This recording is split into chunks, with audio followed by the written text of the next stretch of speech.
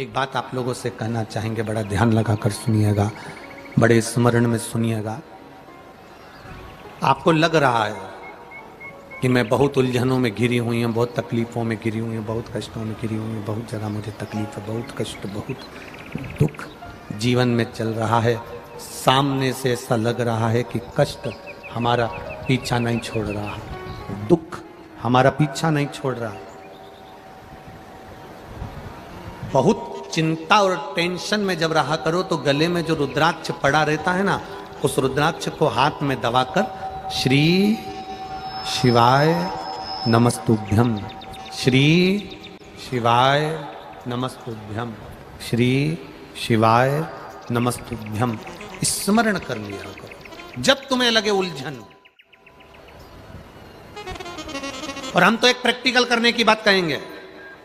आप अपने व्यापार पर बैठे हो, दुकान पर बैठे हो, दुकान पर बैठे हो, कभी प्रैक्टिकल कर कर देखना कहीं सीओर वाला महाराज झूठ तो नहीं बोल रहा है। प्रैक्टिकल करने में क्या जाता है, करते रहो।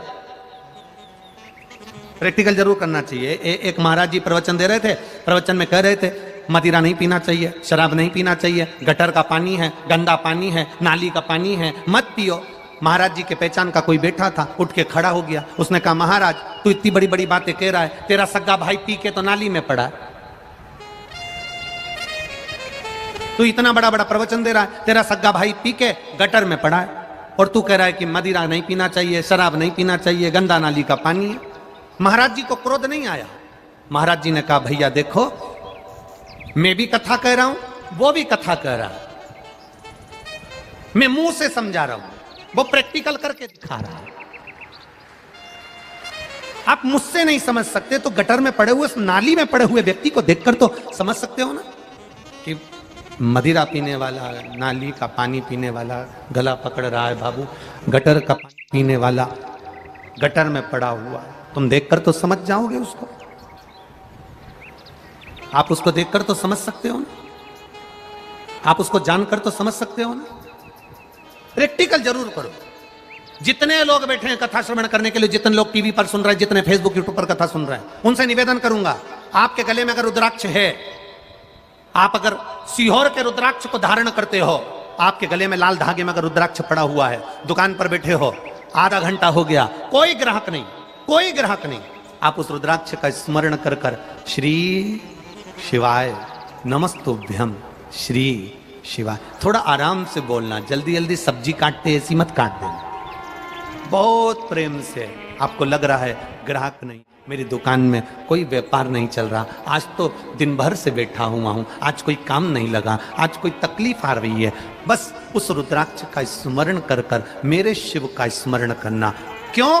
क्योंकि विद्येश्वर संहिता में, शिव महापुराण की विद्येश्वर संहिता में देव अधिदेव महादेव माता पार्वती से कहते हैं, तुम रुका जी चंचुला देवी से कहते हैं कि भगवान शंकर के नेत्र अश्रु से गिरे हुए अश्रु से ये रुद्राक्ष का पौधा उत्पन्न हुआ है। ये रुद्राक्ष कोई दूसरा नहीं है। शंकर पार्वती से, माता सती से कहते हैं पार्वती ये मैं रुद्राक्ष के रूप में स्वयं शिव भक्त के साथ रहता है और उसके सम्मुख में प्रकट हो जाता है। बेलपत्री हाथ से उड़ती है धर्मपत्नी के, और धर्मपत्नी के हाथ से बेलपत्र उड़कर बूढ़े व्यक्ति पर जाती है और मेरा महादेव प्रकट हो जाता है। महादेव ने हाथ में चावल का दाना लिया, चावल लेकर एक चावल का दाना मेरा महादेव एक हंडी में, एक पात्र में डाल देता है। वो हंडी दासी मैया के घर की, वो पात्र अक्षय पात्र बन गया। वो पात्र कभी खाली नहीं हुआ, आज तक दासी मैया के यहां उस पात्र में भोजन बनता, आज तक बन रहा। एक दाना चावल का, एक दाना चावल, हम तो आपसे कहेंगे, बहुत भाव से कहेंगे, आपके घर में शादी हो, शादी का फंक्शन हो, किटी पार्टी हो, आपके घर में कोई भी आयोजन हो, 500 आदमी भोजन करने आ रहा है, 300 आदमी भोजन करने आ रहा है, आपको लग रहा है कि हमारे यहां 150 आदमी और बढ़ जाएगा, ज्यादा आप केटरिंग में पैसा नहीं खर्च करना चाहते, 300 लोगों की आपने केटरिंग दे दी और हो सकता है कि और बढ़कर आ जाए। एक शंकर जी पे चढ़ा हुआ चावल का दाना बाबा कुबेर भंडारी के नाम से लेकर आना और बाबा से कहना बाबा अब भोजन और शादी आपको कराना है उसको ले जाकर अपने भोजन में रख देना, कर दो।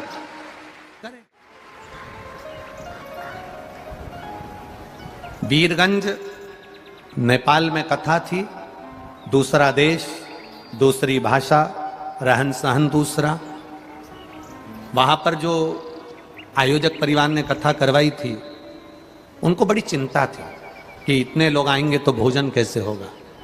कभी आप वीरगंज में जाना तो वहां पर उन जजमान से मिलकर आना, एक चावल के दाने का महत्व क्या है वो समझा देंगे आपको। हमने केवल इतना कहा था कि एक चावल का दाना कुबेर भंडारी के नाम से शिव को चढ़ाकर उसको लेकर आकर भंडार में रख दो, जितना भोजन रखा है वो भोजन बनता रहेगा और भंडार उतना की उतना ही भरा रहेगा, उससे ज्यादा मिलेगा।